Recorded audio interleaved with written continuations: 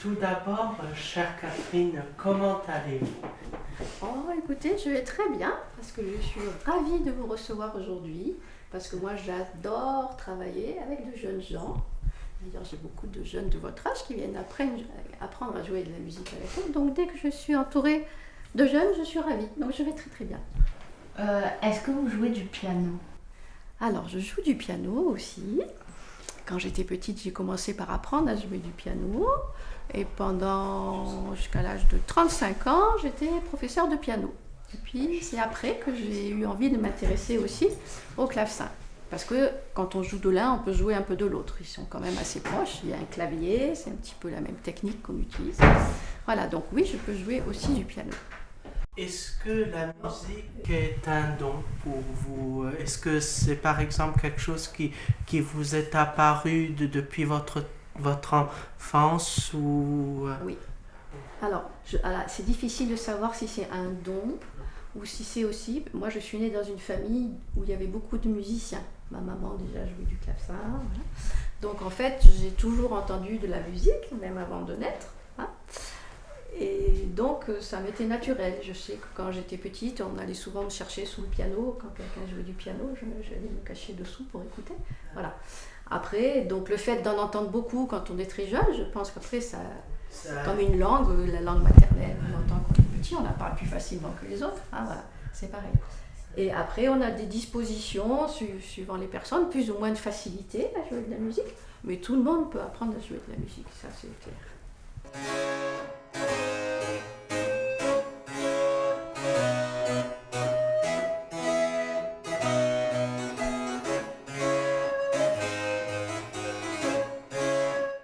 Est-ce que c'est une passion pour vous? Alors je dirais, une passion encore plus qu'une passion, c'est une façon d'être, tu vois. Si on me demande qu'est-ce que tu es, avant de dire je suis française ou je suis corse, je vais dire je suis musicienne. Mon identité, c'est plus ça, musicienne, qu'un pays ou une île. Voilà. Parce que les musiciens jouent des compositeurs de tous les pays, on joue souvent avec des musiciens de tous les pays aussi. Donc c'est plus ça qui est une identité pour nous. Et donc c'est indissociable de tout ce que je fais, c'est-à-dire quand je me réveille, je pense à la musique, quand je me couche le soir, je pense encore à la musique, ou que je sois en train de jouer, ou que je sois en train de faire jouer des jeunes, c'est ma vie en fait. Donc si c'est ça qu'on appelle une passion, oui, c'est une passion.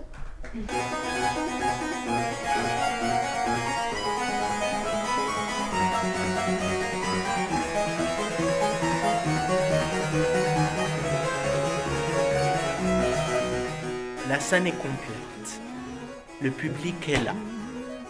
Le public attend. Le public s'impatiente. Et voilà Catherine Zimmer qui avance sur scène avec sa grande robe bleue qui effleure le parquet et la planche. Elle s'installe sur son clavecin. Elle pose ses mains sur les touches du clavecin et là, la mélodie du bonheur commence.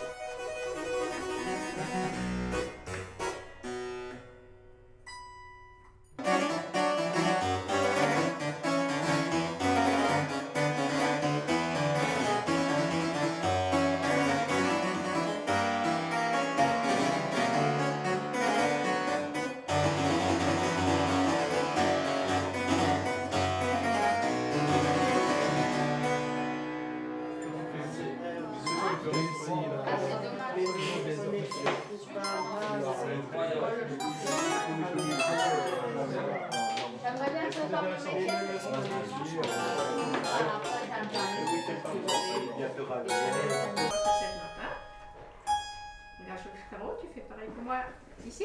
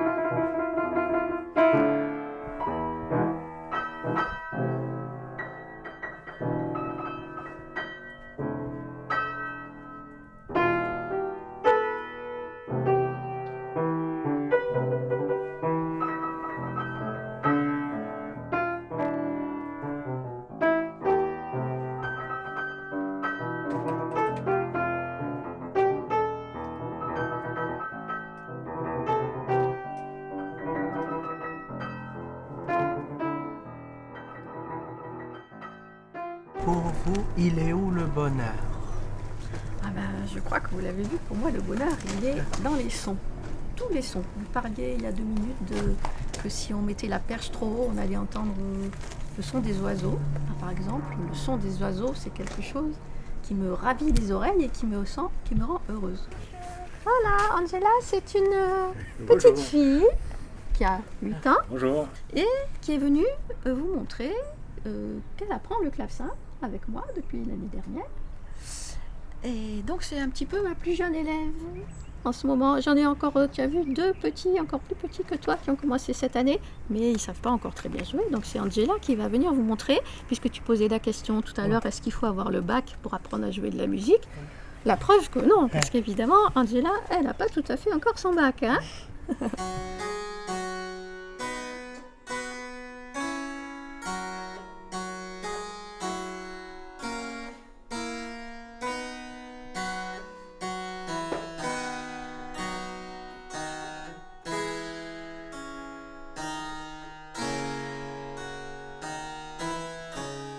Quand justement on se met à jouer de la musique, on se dit ah bah j'ai un quart d'heure, après je dois partir faire mes cours, et puis on joue, puis d'un coup on se dit mais ça fait une demi-heure et le temps est passé 10 fois plus vite. Si je n'avais pas mes élèves, je crois que je serais capable de jouer de la musique la nuit, de dormir le jour. Oui. Voilà. Comme en vacances. Voilà, c'est ça. Ah.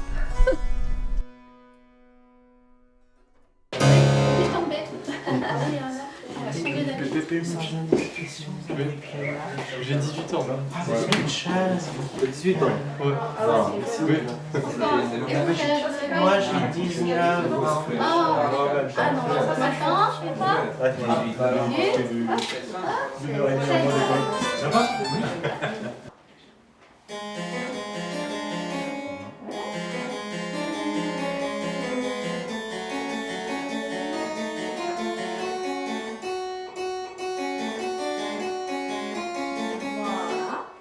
Maintenant, à ton avis, à quel moment tu arrives au point culminant dans cette phrase?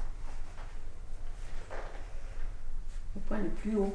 Exactement. Voilà. Ah, c'est-à-dire que tu as une montée, ça monte, et tu arrives finalement ici. Alors quand on gravit une montagne et qu'on arrive en haut, qu'est-ce qu'on fait? On redescend? Ouais, on attend un peu. Oh, moi j'attends un peu, hein. Parce que je suis essoufflée, puis je regarde le paysage, ah c'est beau et tout. Donc je monte.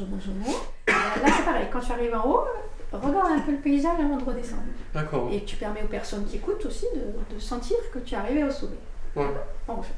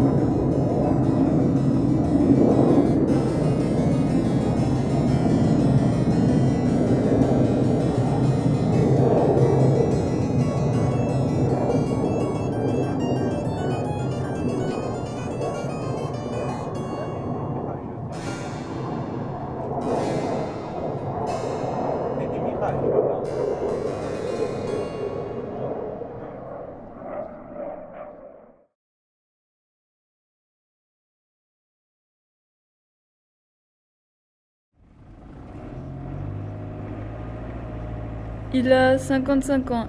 Il a entre 57 et 65 ans. Il a 60 ans. Il a entre 28 et 78 ans. Il va avoir 2 ans. Il a plus de 5000 ans. Il n'est pas encore né.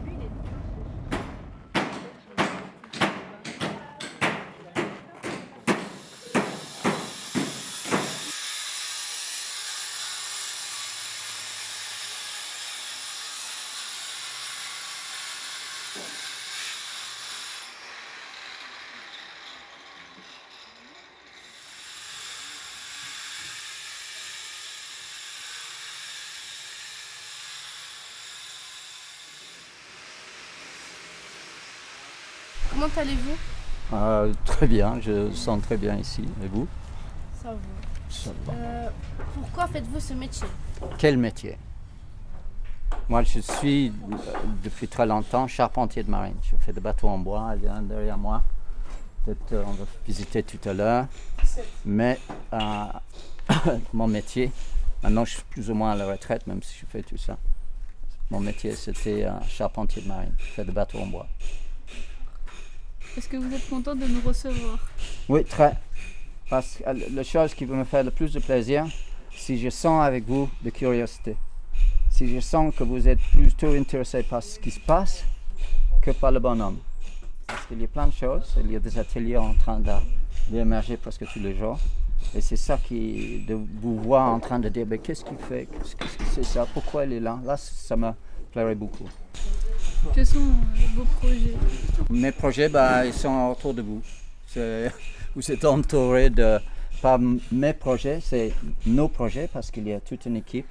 Il y a le propriétaire de lieu qui nous donne carte blanche pour ces ateliers.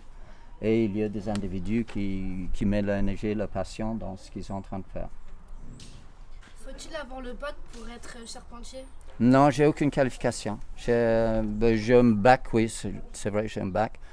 J'étais à la fac, j'avais fait des études dans une école d'architecture, mais j'ai arrêté pour plutôt apprendre traditionnellement, si vous voulez. Je voulais faire sur place et agir, plutôt d'être sur le banc d'une école. Voulez-vous nous emmener vers quelque chose que vous aimez bien? Je veux bien vous montrer les lieux avec des intervenants.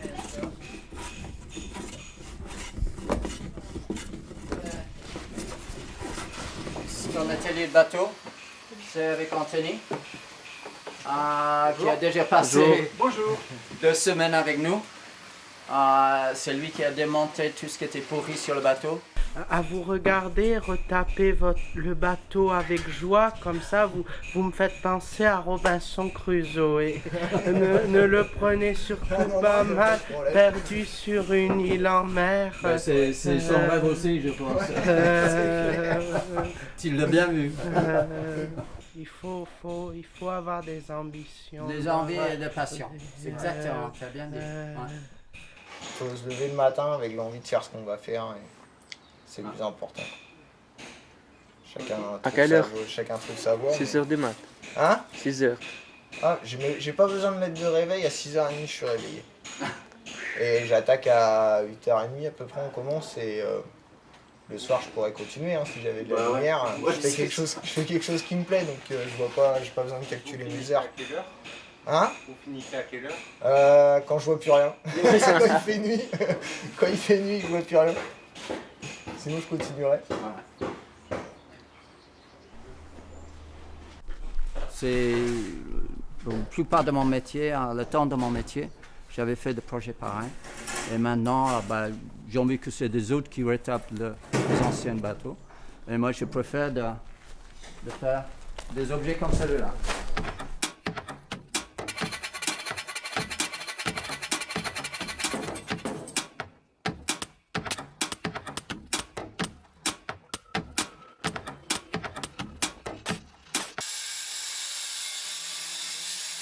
C'est l'atelier d'Anthony, un jeune ami de 22 ans. Et il a presque fait un autoportrait en pierre, 3 tonnes de pierre qu'il a taillé. Le statut qui est là, c'est Anthony qui l'a fait. Il ne peut pas trouver la pierre, ça le manque. Ok, à côté. Merci Anthony. Merci.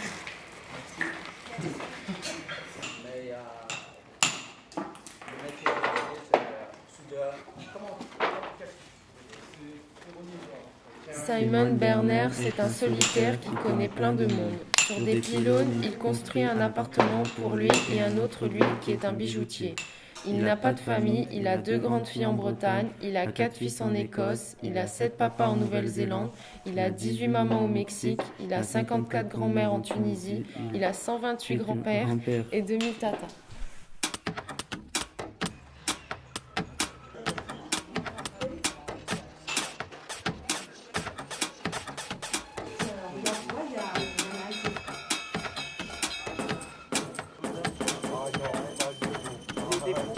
Il dort sous un bateau retourné. Il dort 2 mètres au-dessus du sol. Il dort sous les rêves de ceux qui travaillent là.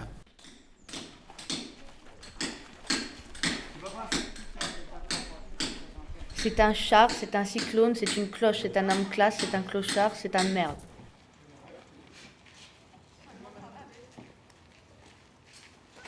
Je suis maître tailleur de pierre. En Corse, je me trouve sur des monuments classés parce que je suis formé pour travailler sur des monuments classés. Quand je touche la pierre, moi c'est comme une batterie. Pour les jeunes, c'est plutôt les iPhones qui mettent de l'énergie dedans. Moi, c'est les cailloux. Et si c'est un caillou qui a été maçonné il y a 800 ans, je suis très content de les refaire, de les mettre propres et de vous laisser voir qu'est-ce qu'ils ont fait, mes antécédents, avec la pierre. C'est ça. Au fait, il nous a présenté qui? Un jeune homme, Anthony, charpentier de marine, un homme plus âgé, d'origine allemande, passionné par les pierres, par les murs de cailloux, par les roches. Un monsieur qui a dit les roches et qui a dit aussi les pierres ont une âme. Ça va être le même style que ça. Et il y a la jeune femme Nathalie qui fait la mosaïque. Elle va avoir l'atelier ici, son atelier. D'accord. Ah, on voit que c'est toute une équipe. C'est chacun avec son passion et ses envies, ça c'est sûr. Il n'y a pas un chemin pour monter. Non, il y a un chemin qui passe dans les arbres fruitiers, des avocats, et on arrive en haut là-bas. Mais c'est pour refaire un point de vue de là-haut. Ah oui, ouais.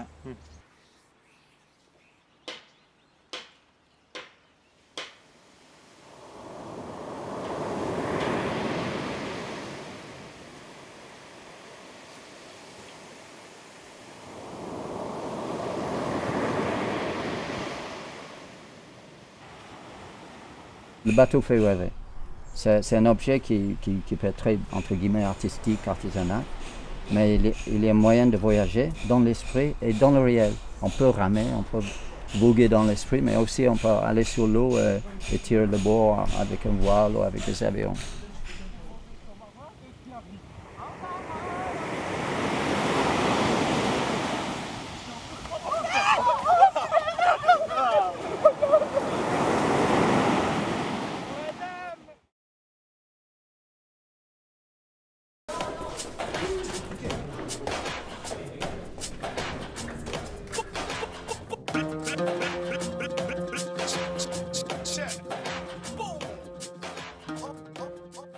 Bonjour Monsieur Bonardi. Bonjour. Que faites-vous comme métier? Je suis animateur à la ville d'Ajaccio. Est-ce qu'il faut avoir une formation, un bac pour faire ce métier? Me concernant, je suis autodidacte, c'est-à-dire que j'ai commencé sur le tas, comme on appelle. J'ai commencé très tôt à m'occuper des gens au quartier. Voilà, je m'occupais de ceux qui étaient plus jeunes, mais pas beaucoup plus jeunes, de 3-4 ans. On venait me chercher pour organiser le match de foot.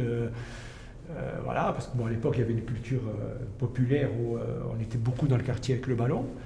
Moi, j'ai fait ça parce qu'un jour, on m'a donné quelque chose. Je n'ai pas fait ça comme ça, c'est pas tombé. C'est-à-dire que vous faites quelque chose parce qu'à un moment donné, vous vous rappelez de celles et ceux qui vous ont, à un moment donné, donné la main.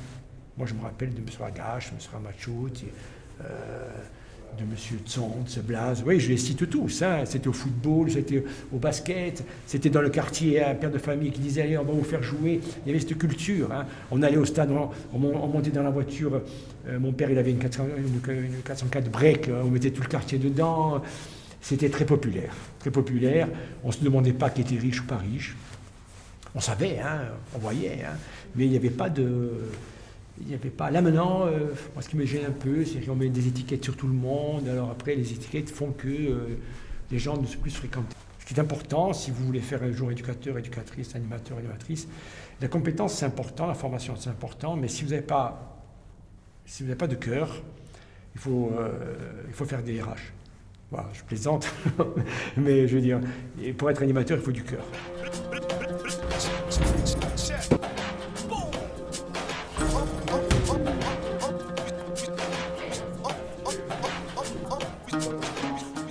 Est-ce que le sport, ça aide à vivre? Ah oui, ça aide, et puis ça donne un but.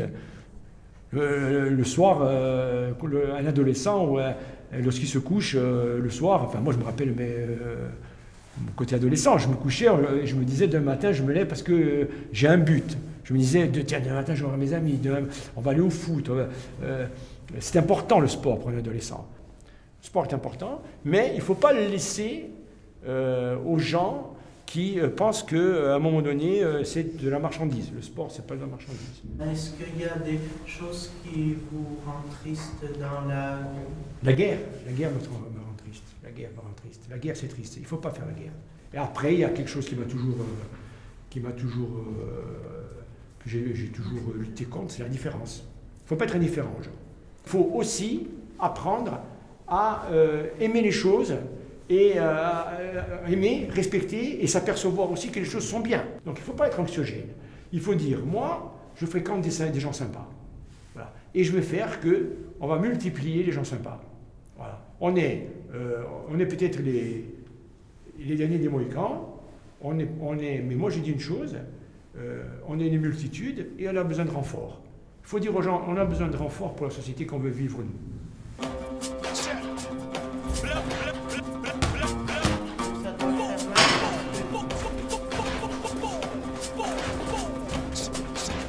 Ne pensez pas que vous ne comptez pas.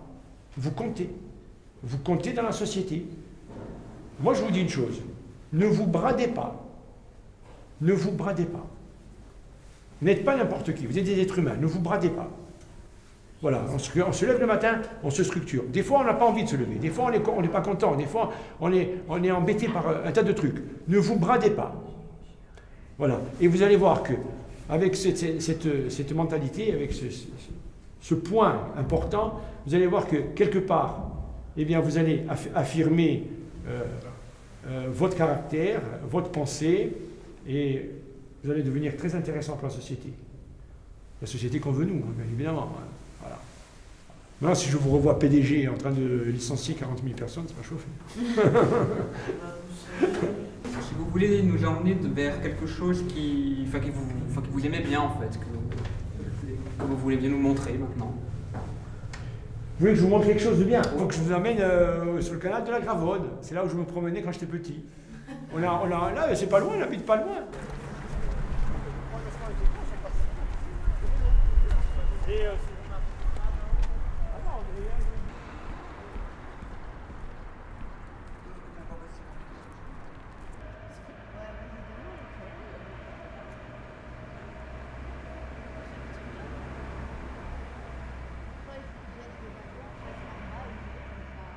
Là, il n'y avait pas la route.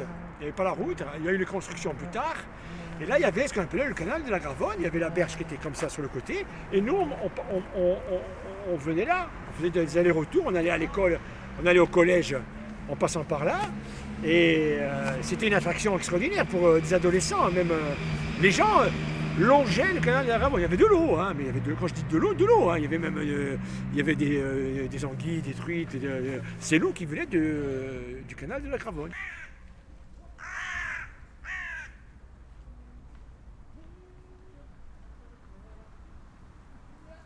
Et là, en dessous, il y a de l'eau. Mais on marchait sur l'eau là alors. Ah, il y avait l'eau, là, il y avait l'eau carrément, il y avait les deux trucs comme ça, il y avait l'eau au milieu, ils l'ont passé là. L'eau, elle est là, l'aqueduc, il est là-bas. Là, il y avait des jardins. Il y avait des jardins potagers. Il y avait la culture de la grenade, parce que avec des amis, bon, moi j'étais beaucoup plus gosse, mais ils sautaient, ils prenaient il y avait un vieux monsieur qui s'appelait monsieur Tavir, qui de temps en temps nous crevait les ballons parce qu'on le dérangeait pour sa sieste et tout. Mais bon, après les immeubles. Voilà, ce qu'on appelle la modernité. Si c'est ça.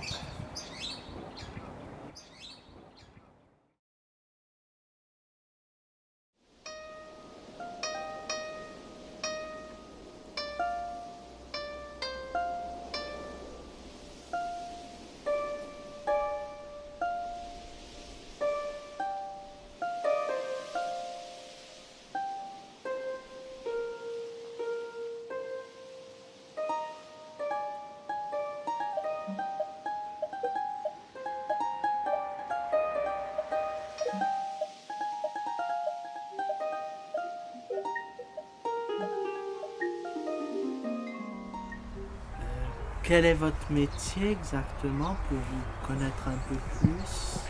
Alors je suis agriculteur, je suis maraîcher. On peut dire paysan aussi. Parce que j'ai une petite exploitation. J'ai pas de tracteur. Je travaille pas avec des tracteurs, je travaille avec un âne. Quand il s'agit de travailler la terre, j'ai pas de machine, j'ai un âne. Et du coup, je travaille avec mon âne. J'ai une petite charrue que je mets derrière. Et je travaille la terre avec mon âne. Et mon métier, donc, c'est de produire des légumes et des arbres fruitiers, enfin des fruits, que j'implante dans mes légumes. C'est-à-dire que plutôt que de produire que des légumes, je plante des arbres au-dessus de mes légumes, comme ça j'ai 2 fois plus de rendement sur une même parcelle. C'est les paysans qui ont, quand vous regardez une montagne et que vous voyez comment les choses sont faites, parfois il y a des prairies, parfois il y a des forêts, parfois il y a des terrasses, ce sont les paysans qui le faisaient. Et dans tous les pays, dans le monde entier, ça se passe comme ça. Vous nous avez dit que vous n'aviez pas de machine, pas de tracteur, que vous travaillez comme on travaillait il y a très longtemps avec l'âne et la charrue. C'est pas trop difficile pour Alors, vous? c'est une très bonne question. Moi, ce que j'essaye de faire, c'est pas de faire un retour en arrière. J'appellerais ça plutôt un retour en avant. C'est-à-dire que je travaille avec mon âne en transition vers quelque chose d'encore plus simple. C'est-à-dire qui me permet de ne plus avoir à travailler mon sol. On dit en fait, les scientifiques se mettent d'accord aujourd'hui pour dire qu'il ne faut plus travailler le sol. Il ne faut plus labourer. C'est quelque chose qu'on fait depuis des millénaires, mais qui en fait est mauvais pour le sol. Donc l'âne, c'est ma transition. C'est ma machine aujourd'hui, mais je compte un jour arrêter de travailler avec mon âne. Parce que je compte un jour arrêter de travailler la terre. Donc je travaille avec des méthodes un peu particulières, où on paille, vous savez, on met de la paille sur la terre, et on plante les légumes dedans, et comme ça il n'y a plus d'herbes qui poussent, et puis c'est les vers de terre qui font le travail tout seul, et tu n'as plus besoin de travailler la terre. Donc quelque part, avec les connaissances scientifiques qu'on a aujourd'hui, eh ben, le paysan est capable de travailler moins, et du coup de gagner plus. Donc quand certains hommes politiques disent qu'il faut travailler plus pour gagner plus, c'est pas vrai, c'est une vision archaïque du monde. Mais ils sont bons. Il y en a quelques-uns qui sont encore beaux.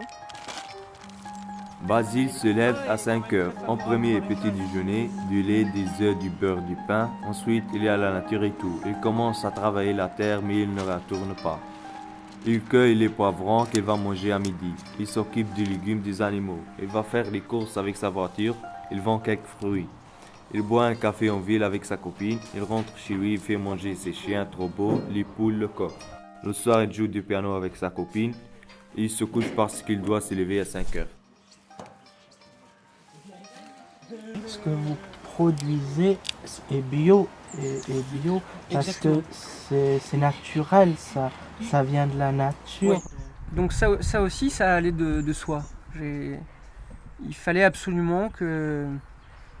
Enfin, je ne peux pas concevoir l'agriculture autrement qu'en ayant des techniques qui soient respectueuses de la terre et de l'environnement en général.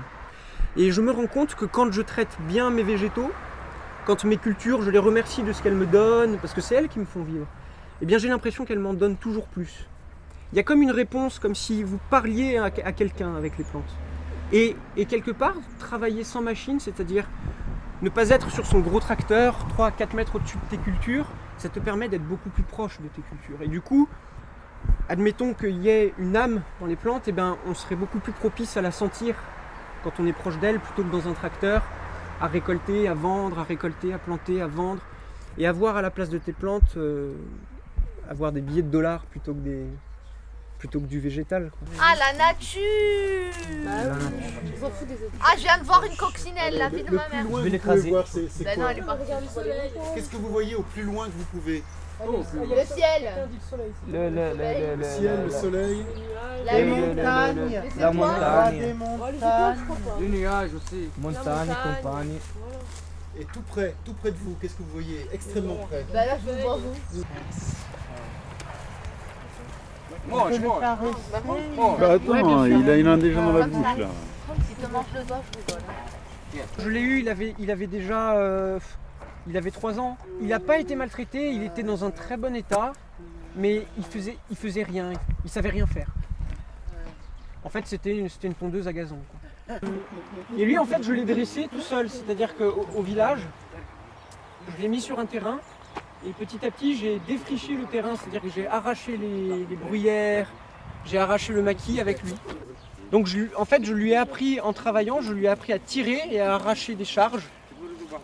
Ce qui fait que maintenant, je sais le faire travailler avec une machine derrière. Ils n'ont pas besoin de copeaux? Et un peu de poids.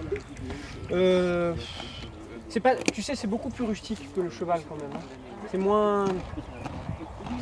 fait moins sa princesse que le cheval quand même. Et ce qui est très beau avec cet animal, c'est que avec l'âne, c'est que quand il veut pas, c'est à soi de se remettre en question. C'est-à-dire, s'il veut pas, c'est qu'il y a forcément une raison à ça.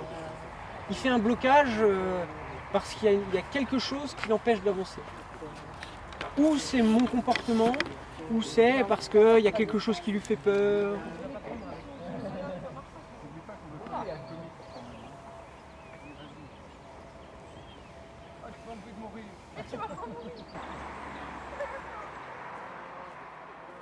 Fraise, Patate. Courgette. Bah ouais. Ah non,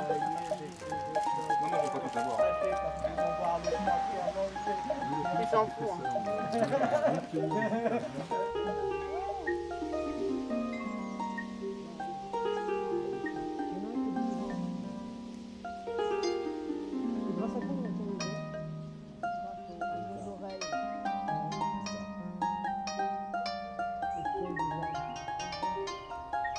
Il aime ce qu'il fait.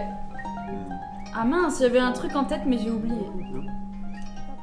Qu'est-ce qu'on a vu déjà? On a vu des arbres, des légumes. J'ai vu des tomates aussi, qui étaient par terre. Des carottes. Il les a données à son âne, vivant. Du foin. Mais c'est pas des légumes. Ah non, c'est pas les légumes, le foin. J'ai entendu les oiseaux. Ah ouais, ça, on a entendu les oiseaux. On sentait comme l'odeur de l'ail. Au début. Après, ça sentait la terre. On a touché des feuilles. J'ai même vu une fourmi. Alors j'ai scapé, hein. J'ai vu qu'il était très proche de ses chiens. Son chien a même posé sa patte sur sa main. Il est resté comme ça au moins 5 minutes en plus. On enfonce la terre. Allez.